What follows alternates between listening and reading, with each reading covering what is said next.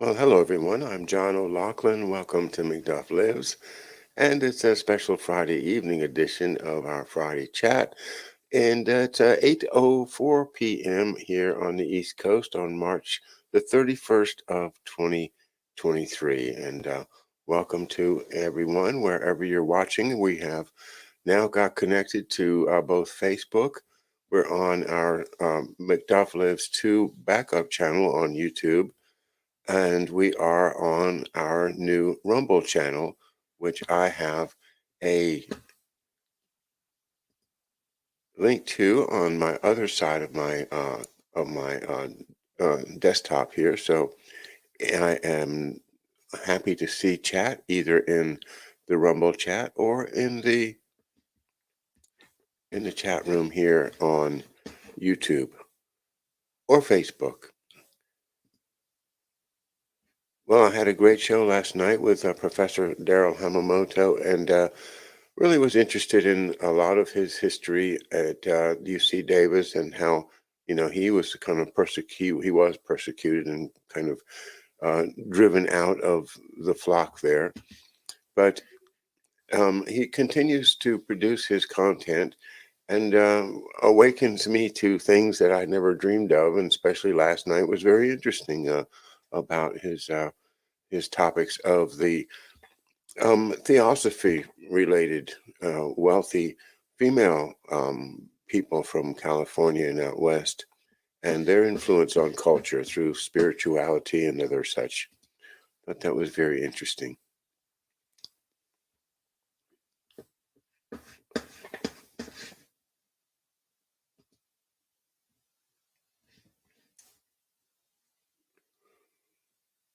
Well, I've been watching the battle line diagrams for the Ukraine war and seeing how the Russian army is just grinding away at the Ukrainian army, but the Ukrainian army keeps building up. In the uh, hopes of breaking the siege on Bakhmut, and there's another small city called Avdivka, which is also in the same situation. It's just about being encircled. But the hopes of the Ukrainian side for a spring offensive to break through and break out their armies that are almost encircled in a couple of, or not even three or four different places along the front line. So, I follow it. I'm interested in the battle tactics and things. It's sad to think of all the, children that are losing their fathers, and, wives that are losing their husbands, and parents that are losing their sons, and, not to mention the civilians that are getting killed every day. So it's a tragedy that shouldn't be happening. President Trump says he could stop it immediately. I think a lot of people could stop it immediately if they had the will to do it. That's what I think is attractive about President Trump, is he does um, say he's going to do something, and then he will do it. I have never been a fan of his. I don't think that he is always, who he seems to be, and the influences on him are sometimes, I'm not sure where his policies or thinking came from during the administration, but of course we were never really given much of a chance because of the constant attacks against him from the DNC. Well, hello to Steel Magnolia. Dr. H was more persecuted than many realize. I followed it in real time. He didn't really seem to want to go into any detail, and I can understand that. Um, so interesting that you must be out there in California too, or else a longtime fan of the professor. And good evening to you, all the sun. Thank you for being here. We have now 13 people watching on Facebook and 14 people on YouTube. And now I'm going to go check the chat room over here, and there is a chat started here. Hello. Love to listen. Hello.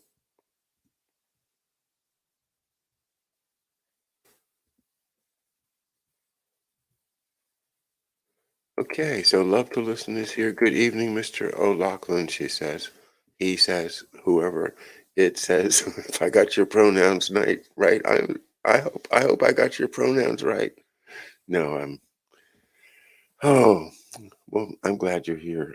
Rob TK says eek eek, and thank you for checking in on our live chat in Rumble Land.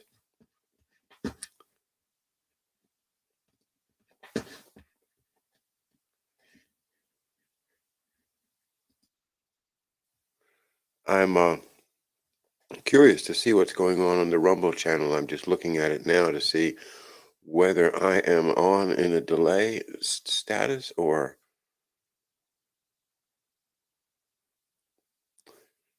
now. One thing I can tell you, I kind of had to do a introductory video, and you've probably watched it more times than you want to, but that is required at Rumble. But I'm going to try to do a better one. It's gets a little old.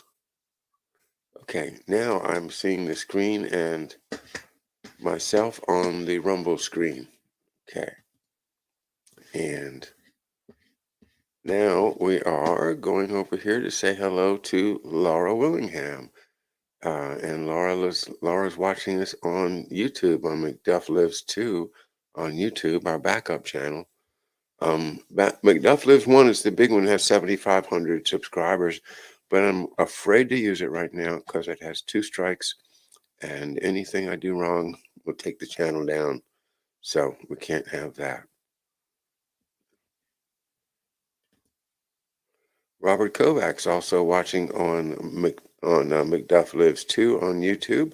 Says, eek, eek, John. And I say, well, eek, eek, eek, eek, eek, back at you. Okay. Yeah, we've got a lot of osprey around the island here right now. Of course, they're enjoying their springtime, driving the eagles away, claiming their territory for the summer. Ola Baker, glad you are here. And Laura says you're live on Rumble, Facebook, and YouTube. Okay, well, that's pretty good. I'm delighted to have this broadening audience. Um, I'm just noticing I got this little lamp that it has different colors. It flashes on and off, and I thought it'd be fun to put it on there back there tonight. See a lot of people that have these colored lamps that they go put behind them, add some kind of atmosphere to the shot. I did that a couple of times, and kind of I like the idea of having some something in points of interest, little flashy thing here and there. But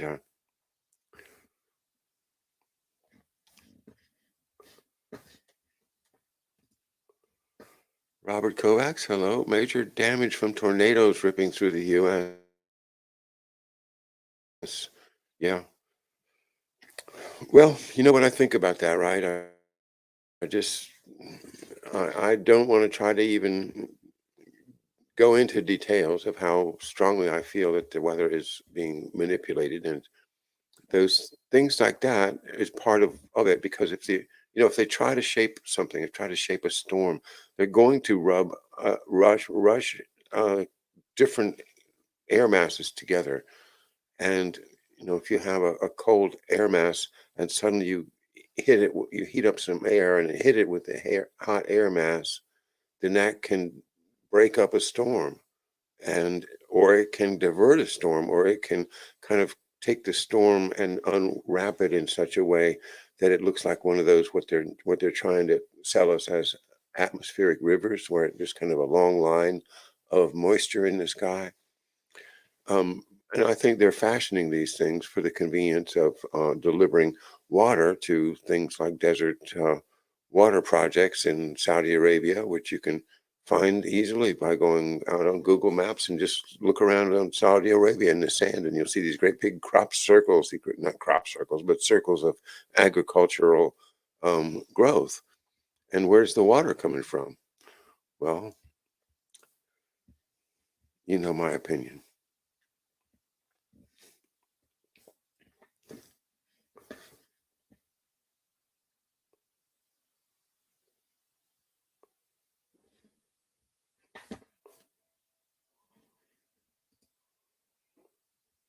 Steel Magnolia, longtime payer attentioner of Dr. H. Only a streetwise trench warfare minded one would have been able to withstand what he did.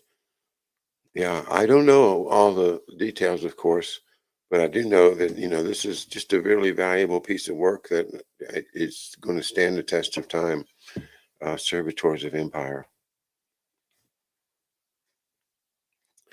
I'm not a writer. I'm glad I wrote my book about my dad. It's 75 pages long. It's kind of packed with as much factual information as I could put in there. Of course, there's some stories that I would just add to uh, bring the family aspect of it in a little bit. But the main idea was to set forth his career from Loomis to Harvard to the Navy to the FBI and then to the Pentagon, and to uh, try to put that in the context of how his life ended tragically at a time when we lost President Kennedy, where the direction of the country has been really ripped in a very bad direction. And I think that we can learn a lot from studying what happened to him, but also before that, all of his accomplishments. So I did um, publish it on Amazon. And of course, that's just because it's the easiest place to publish something. And I have just recently reduced the price of the paperback to $10. So, that includes postage. So if you haven't got a copy of the book, McDuff Lives, it's now only $10 on Amazon. And I've done that because I really want to spread the word and knowledge about who McDuff was, and why I say McDuff lives is an important message. It's a what should be a movement to restore the values of the McDuff, the character, the fidelity, bravery, integrity, um, the courage, the dedication to the Constitution, and freedom, all the things that we're supposed to love. Well, that's what he fought for, and that's what he died for.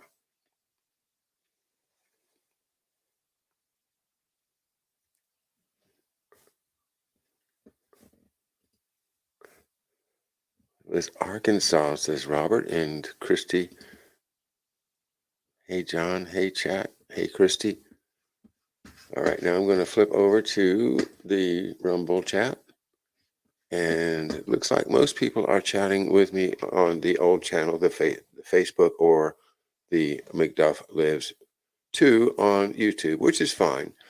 It's just an experience that we're trying to grow the Rumble channel.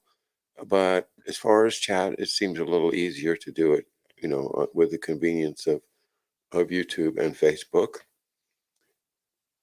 There will be times when I only broadcast on Rumble, though, and so it's a good idea that you get familiar with how to, find me on Rumble, and maybe do some chat on here just to get used to it. When I talk about things with Mark Kulak lately, it seems like we need to immediately uh, take down the YouTube version, but you can always find it on my BitChute at Mitch McDuff Uncensored. And you can always find it on Rumble, because Rumble has been archived right up to the latest show, going back a couple of years now. A lot of work going on behind the scenes to really build this channel as a reliable source for lots of information that you really can't get other places. But I really think that the reading is important, because many people just don't have access to books, and many people don't have a habit of reading like we used to back in the good old days. And so many people have lost some sight, making it difficult for them to read books. So I found a lot of people just appreciated the idea that I was going to read these books, but I'm not reading them to make money off of them. There's professional people that do that, and I don't want that market. I just want to have the opportunity to present parts of books that I will make comments on. The reason being that I think that that's really historically important, and because these books help to tell my dad's story in a much broader way than you could. And I can't do the research to repeat all the work that's done to write the books that have already been written. So one of my other big principles is I'm not going to repeat or do all the work again. If somebody else has already done it, then I think that's important work. It needs to be shared, and that's what I'm doing.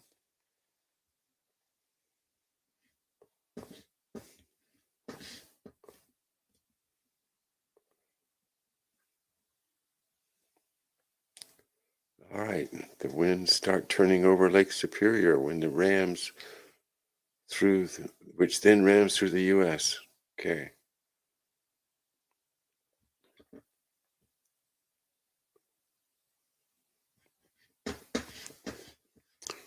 Well, what do you think? If you want to talk for a minute, what do you think about the BRICS? I think it's a serious question. What do you think about the idea? Hey, ECAT, glad you're here. Um, what do you think about the idea that the BRICS are going to save us from the evil Western financial system? So that when they start trading in Chinese yuan or rubles in in exchange for oil, they're going away from the big Kissinger deal from the 70s, the big Saudi Arabian creation of the petrodollar, and the sustaining of the U.S. economy through basically making the dollar an essential vehicle for purchasing energy. And now that monopoly is broken, and that monopoly has fallen this past week. And then who's going to pick it up? Well, the BRICS. And are they going to succeed? Are they capable of keeping the financing going? And is their power coming from the countries that they represent? Does Indian power come from India? Does, Indonesian power come from Indonesia and Chinese from China? Do the people of South Africa represent a sovereign nation that decides things on its own for its own benefit? Or are all these countries still uh, virtual colonies? And if they are, then is not the financing of those virtual colonies still tied to the Western economies? So, what concerns me is we have obviously in China, we have obvious examples of it's a totalitarian state. And everybody knows that. And as much as people can tell me, well, they've done these great things, they've raised out of poverty, they've got them wonderful cities and trains, and everything is glorious, and the people are happy. All of this stuff doesn't mean anything to me if you don't have a sense that you are free in your own heart, that you can do basically what you think is good and the right thing to do without having a monitor or having somebody, watching you on a computer screen, just or recording your movements with your iPhone. You know, that's the kind of thing that is invading our privacy and causing us to lose our sense of freedom. So I don't want to promote a government that's going to do that to me. I don't care if it's Chinese or American or Russian or anybody. I don't believe that we are safe in a totalitarian system. And then the same thing applies to Russia. I don't think we're safe in a Russian system because once again, I think the deal in Russia is that you don't criticize the state, that you don't try to change the political system. You can do a lot of things. Apparently, there's opportunities for um, for growth in in an almost just an environmentally sound way. That because they have so much territory, they have some pristine areas, they have lots and lots of resources, and it would be possible if you felt free enough to go there and do something important. But I don't feel free. I don't think that Russia has the sense of individual freedom that I, as an American, require. And that's what I'm afraid that if people just say, well, let Wall Street burn, let the city of London burn, let's take our dollar bills out and rip them up because we don't care about the American system anymore. We know it's already broke. So what are we going to do? Well, maybe the BRICS will save us. Do you think maybe that's a psyop that's being played on us already right now, and that the real motivation of these uh, BRICS is to, play Mr. Nice Guy until we finally allow our own nation, our own hope to die, and then they come in with their hand extended and their friendly smiles, and then boatloads of blue helmeted soldiers, and things start to change rapidly, and you become dependent upon them for food, water, shelter. I don't like that picture. I don't see why nobody else is standing up and concerned about the idea that perhaps this is just another layer of the entrapment of the common person, and in this case, the common American citizen, into long laid plans, thoroughly thought out in one of those think tanks, the Rand Corporation, the Pentagon, the Tavistock Institute, Stanford. You know, your tax dollars at work creating psychological operations to control you and make you keep providing tax dollars. Well, those are my comments.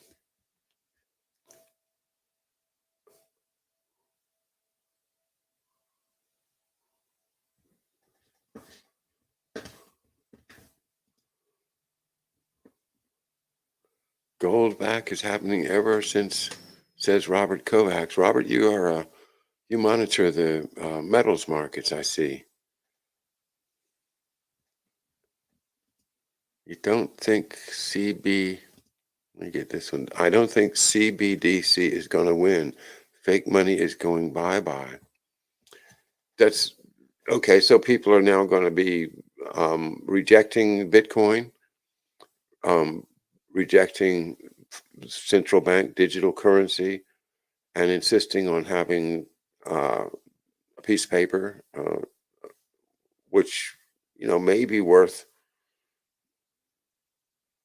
more than a digital dollar, but theoretically provides you with a bit of freedom because it's something you can carry around with you. You can give it away. You can spend it on something that nobody's never going to know you spent it on, you know, unless they've got those cameras on us already from all those satellites that Elon Musk launched and continues to launch.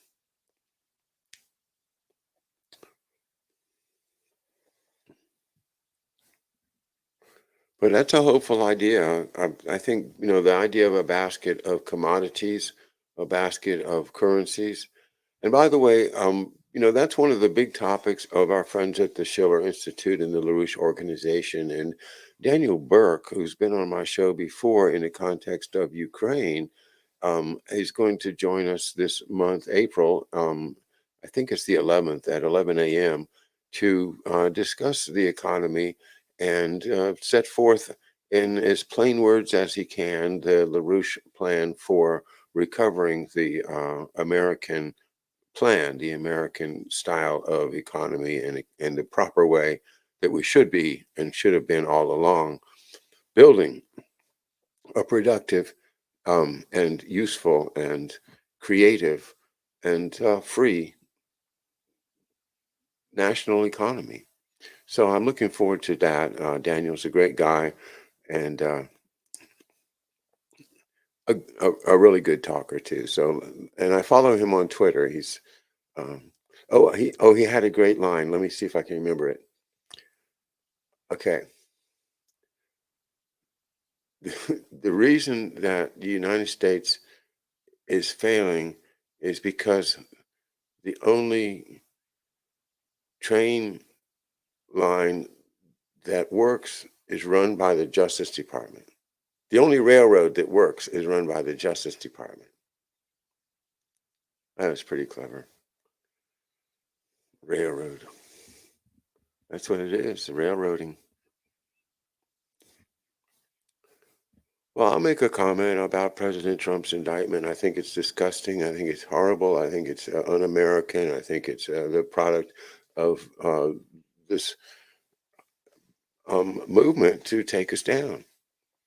And it's a provocation. It's a provocation of, people that respect the system of, when you win, you win, you lose, you lose, you got another chance in 4 years, so, but, you don't have to pull out, the nuclear weapons, especially in such a blatantly political way as to file this indictment against President Trump. So I don't know. Are they just, is he responding to what George Soros needs? Is there some need for them to have these headlines? I saw I was at the grocery store today and it was all over the New York Times, all over the Washington Post, President Trump, Biden, first time in history, it's just a distraction from the disasters they're going through with Ukraine and the banking crisis. And, they've been using Trump for their whipping post for too many years now. I think people are going to get tired of it. And I hope that they've gone too far this time. Who knows?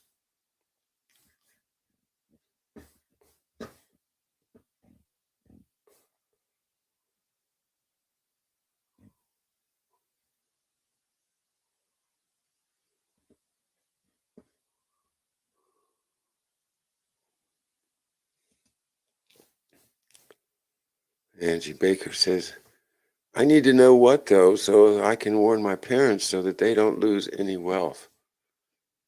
Yeah, well, I would like to know, too, so I don't lose any wealth, Geez. Well, a little bit of this, a little bit of that in the old 401k, but it's all volatile. And if the value goes out from under the dollar, then what's going to happen to the pension plans that have invested in dollar valued assets? Hmm.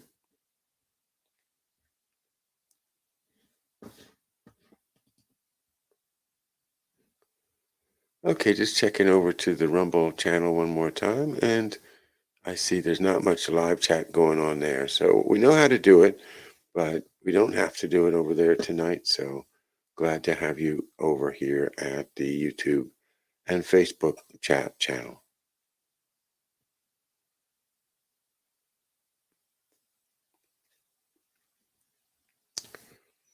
I think it was another important, here, let me go back there.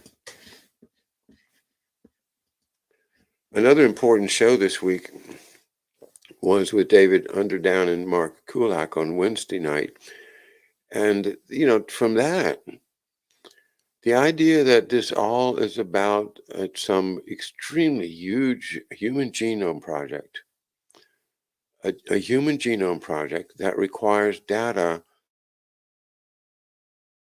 on each of us, or as many of us as they can get, for our whole lives. And so this is why the individualized medicine idea is appealing to them, because they can create like a file on us, a health file, to go along with all their other stuff they got. But what they really are studying, is things like, what do we eat? How much exercise do we get? What kind of atmosphere are we living in? Are we exposed to any toxins?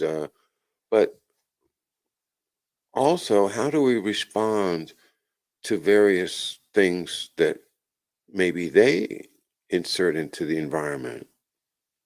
You know, how do we respond when they accidentally leave some anthrax laying around? How do we respond when somebody spikes the HVAC system with something that makes people sick? How do we respond when Legionnaire's disease happens? How do we, what percentage of people get sick? What percentage of people die just from a virus that nobody else dies from? How do you identify which people are the most vulnerable to what viruses, or to what, germs, what bacteria, to whatever little thing, that little infection that you want to call it? But to derive from all of this information a model of humanity that is so detailed that they can create the super person, the Superman, the great person that lives, for 1,000 years, never gets sick, and is gifted with all this great wisdom. And they think that they're on the track to do that. But to do that, look what they're doing. Look at the collateral damage. Look at the grandmothers that died without being able to hug their grandchildren. And just look at the lies that the people now have been discouraged from believing the medical system.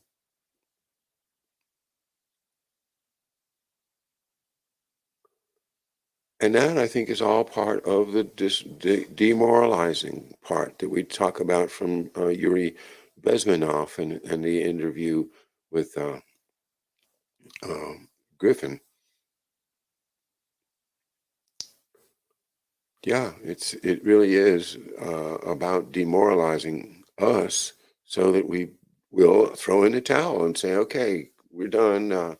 Looks like the BRICS is the best answer. Let's go buy some Chinese and Russian currency with whatever we can sell to get that currency, because that'll be better currency than we can ever hope to have here in this country, because this country's broken. And we will get depressed, and we'll start suffering deprivations. And I don't know how much of these disasters with these barges running into bridges and trains off the tracks, and the power sources are under attack, and the food sources, the chickens, the chocolate factory, for Christ's sake. I don't know how much of that is intentional and how much of it is just, but what's the real difference between, uh, lie hop and my hop? What's the difference between lie hop, let it happen on purpose, and my hop, made it happen on purpose? The point is that you should have stopped it. You should not have let, those trains go off the track. You should have inspected. You should have security. You shouldn't let the barge run into the bridge. You shouldn't, carry this dangerous stuff in such a way that it can spill. There's so many things that are going wrong right now. But what's the difference if oh, oops, it happened, or they did it on purpose?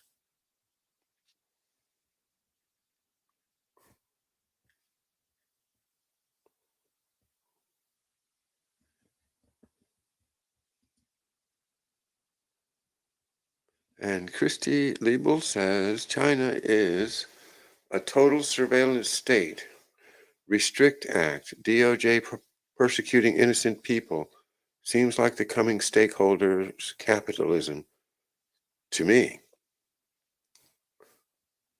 Well, I am very troubled by the DOJ persecuting innocent people as well as political jobs like they're doing up in New York. But the J6 story is just terrible what they've done, to these folks. I don't think that they had any particular particularly violent ones. It seems like they just did a dragnet.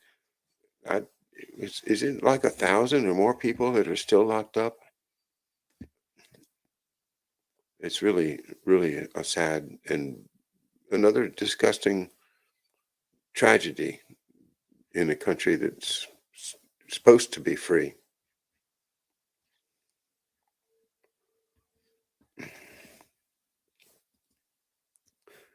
Robert Kovac says it has to burn, John, to start a new one. You're talking about the Western financial system. Well, where are you going to get the financing for your new one? You have to borrow some rubles. That's what I think, Robert, or borrow some yuan, renminbi.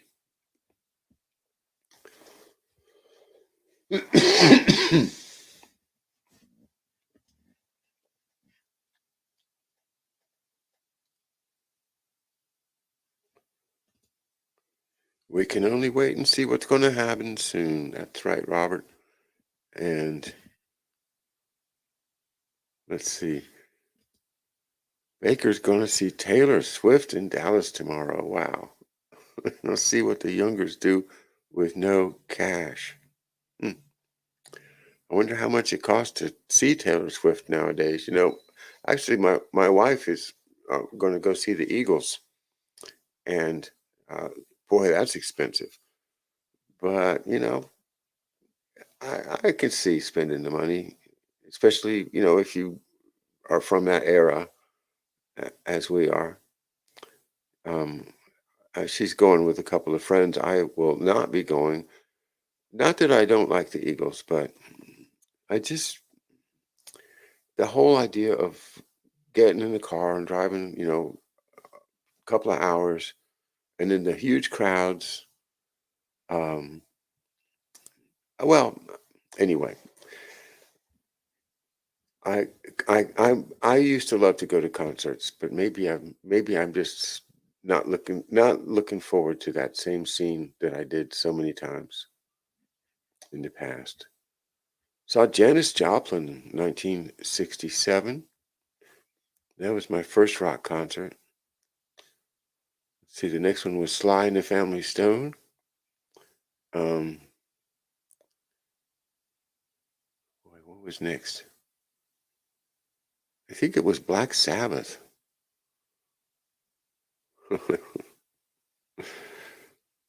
Back in 1970, 71.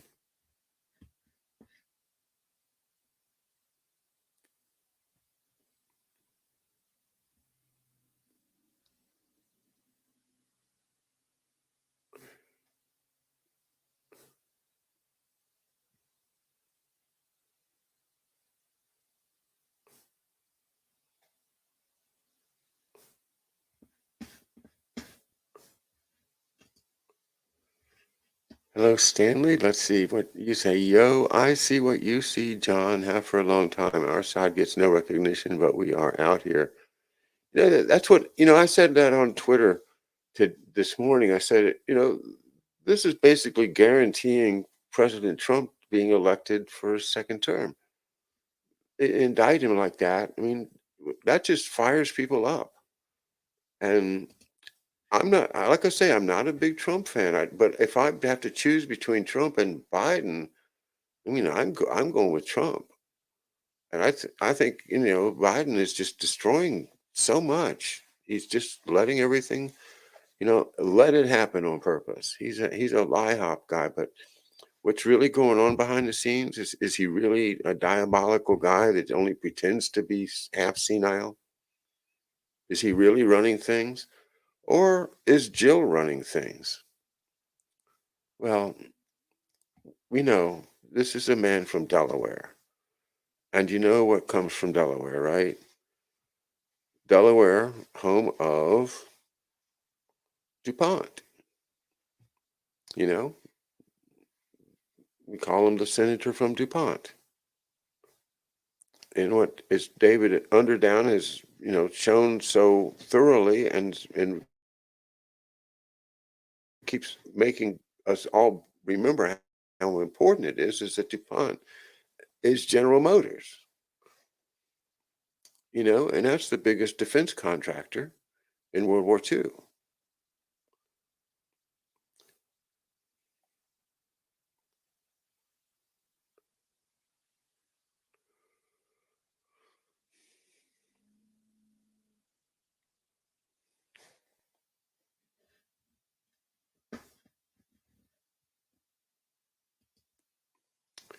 Robert says, yes, a basket of options. Yeah, okay, great. Yeah, I'd like to have a basket, that I can turn into for some, real good assets. That's what I love the distinction between currency and money because, currency doesn't have intrinsic value, whereas money does. By definition. If something is money, then it has some value to it, like a little coin, a silver coin. That silver in that coin, you can trade it for something, whether it says 10 cents or 10 shillings or whatever it says on it. It has intrinsic value beyond what the government says it's worth. Whereas currency only has whatever the government says, and it's backed by the government, supposedly. But it's not something that has any real value. You can set it on fire and light your stove with it if you want, but it's not valuable. That's a distinction that, it's just one of the many distinctions that people need to make to understand, what our options really are. And the idea of having some value in the currency, uh, making it real money, in other words, that I could trade in ultimately for value. You know, there's got to be a way to reignite our commerce while jettisoning all of the paper, all of the derivatives, and the funny money that's been created since we lost Glass-Steagall, and then before that. Oh, by the way, I'd like to introduce you to this beautiful bird here because I had a lot of trouble remembering what the name of that law was, but the name of that law, of course, is Glass-Steagall. So in order to remember it, I remembered that my wife has this glass seagull, I guess, and I'm saying this is a glass seagull, and this when I have it here on my desk, I'll remember the name of the law is Glass-Steagall. So, but when we lost Glass-Steagall, we lost the difference between investment banks and speculative banks, the banks where you invest into something that's going to be productive, like a factory or a building or a business or something that adds to the general economy, or you invest in paper, stocks and bonds. You do speculation. You do currency trading. You do stock manipulation or stock trading. But all of that type of investment is all speculative because there's no real value changing hands. It's just the bets on who's going to win this particular market. And that's not where I want to have the money that I need, to keep my pension. I don't want my pension relying on speculative investments. I want it relying on sound investments, solid investments. That's the basic idea of how you get savings, is to have sound investments. But of course, it's so frustrating for people that study it, like David Underdown, to see that no, that's not the way that the finance world runs. They run on speculation. They run on rumors and who knows who, and black swan events and excitement, as Rick Bright puts it. We need some excitement. Well, that excitement, brought in a couple $1 trillion for the pharma companies. Yeah, it's an op. It's a scam. It's a con. It's murder. As Mark has said, and many many other people are saying. Doctors are out saying it now. It's really is obvious that most of the medical world missed this, and now they're going to have to realize that they missed it, and these were intentional acts, and this should never, ever, ever happen again. We've got to stop this crazy drive to get a jab into everybody just for the sake of a hidden idea, a hidden project, looking for the fountain of youth, looking for the tiny little building block of life, pretending that you've implied that there is some little thing that can float all around the world and infect the whole world inside of a week and a half. Pretending when you know what's going on. It's a conspiracy. Of course it is. It's a big conspiracy. And when people like my dad run into it and, do the best they can with all they have to try and stop it, well, that means, it's real. He wouldn't have done what he did if it wasn't real. It wasn't a danger to us, not only to his family, but to the whole freedom of our country. And our country, freedom is the last best hope of freedom in the world. And it really is. You won't find freedom like is guaranteed in the American Constitution anywhere else in the world. Now, the guarantee has been broken, but that doesn't mean that it's not still there. That doesn't mean that we cannot reclaim our rightful heritage.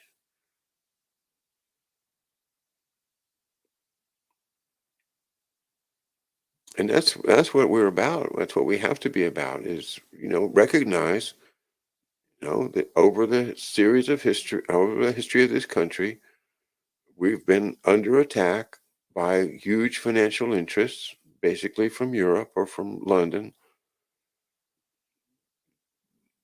that are trying to take away all of the freedoms that our country was built for, and our relatives, our forefathers and mothers died for.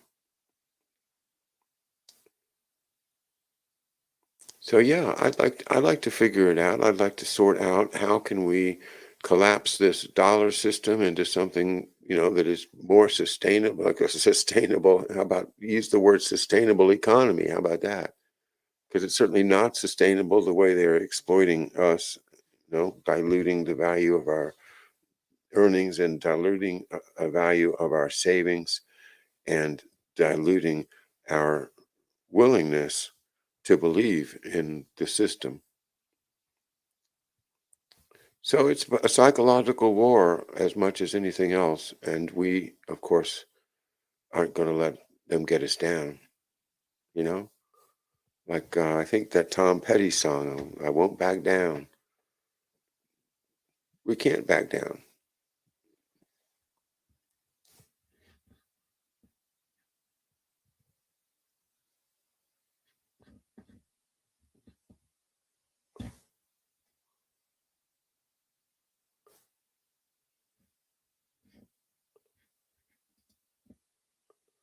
Hello, mobster. You say they'll try and force the digital currency. Yeah, that's another reason I think, it'll be better. We'll all be better off if we just get rid of the Democrats this time. They're owned.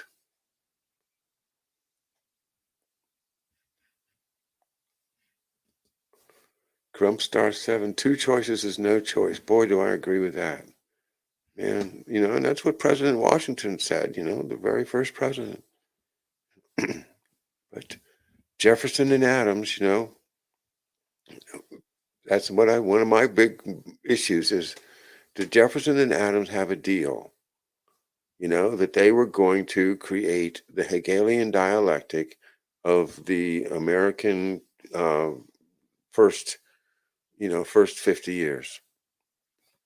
And that Adams was going to stand up for the state power and the monarchical president, and Jefferson was going to stand up for the common man and the farmer and the no government. That government governs best, that governs least. And they were going to fight against each other and accuse each other of infidelity and all kinds of terrible things in the newspapers. But what is it really? Is it a control system of getting everybody to have to side with one or the other? And thereby, those things that are hidden behind the scenes keep happening.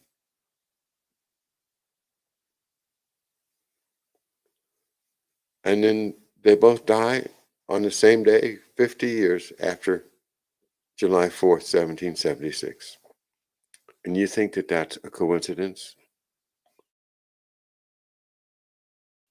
No, that's not a coincidence. Um, from then on, we've been subjected to this Hegelian drive to divide us. I can go through the various crises from the banking crisis of 1825.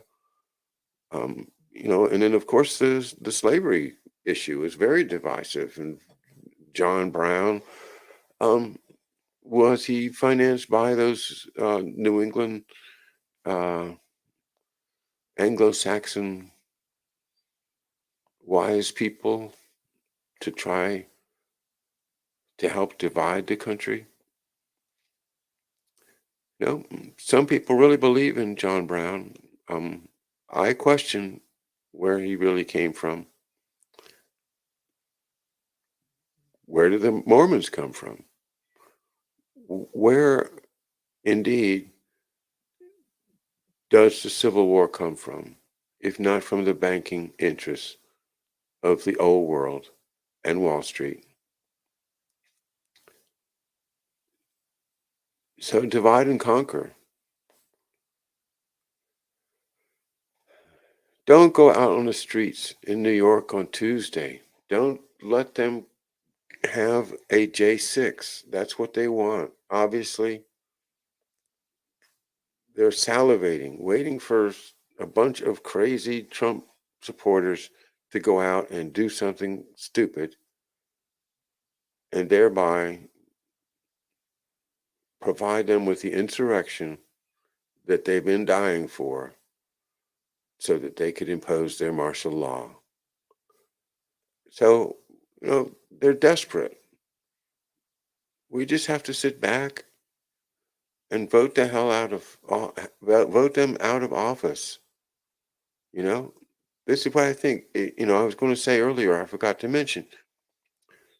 Yeah, I think that this really does almost guarantee Trump a victory if there's an honest election, but it's going to be such a landslide that I don't think there's going to be a chance for cheating to actually happen. I think people are going to be so upset by then that well over 100 million votes will come in for Trump. If things don't change between now and then, it's going to be a huge landslide. Because what these Democrats are doing is so far off the agenda of a real America. It's so destructive. I just don't think that they're really going to have a chance. They certainly aren't coming up with any alternatives. So, like I say, I'd love to see somebody that strikes me as more unattached. But maybe, on the other hand, maybe we need somebody that knows the ropes in New York City better than the average person. I don't know. Maybe the answer is we're in God's hands. At any rate, at this time on a Friday night, I'm willing to call it a night and call it a week.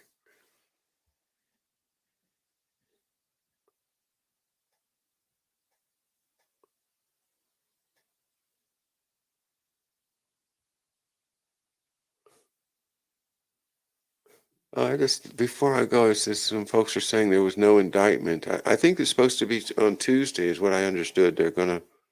He's gonna appear and get an arraignment. But if he hasn't been served, that's the interesting point. Is he going to sit in Mar-a-Lago and let DeSantis uh, deny a habeas corpus or a writ? Well, I don't know. I I would think that President Trump would just go and get the arraignment, or just let his lawyer do it. Maybe he doesn't even have to appear.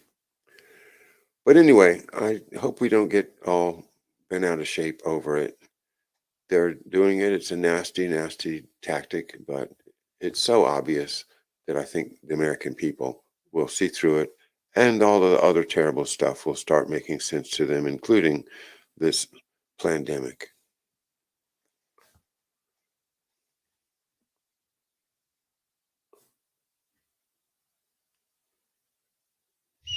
All right. Thank you all. Good night.